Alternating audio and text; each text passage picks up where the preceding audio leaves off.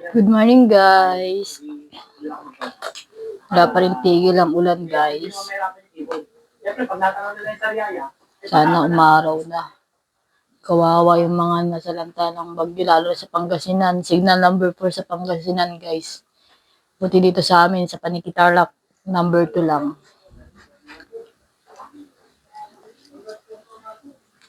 Yung number 4 nga,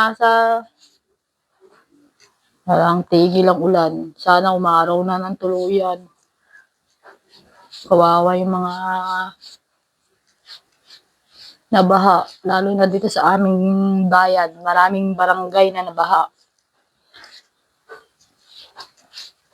Araw na sana siya. And guys, papasok na naman tayo sa trabaho. Kahit umuulan, bumabagyo, pasok pa rin tayo sa trabaho natin. Tayo hindi pwedeng hindi kumayod. Ay, sana tuluyan ng umaraw.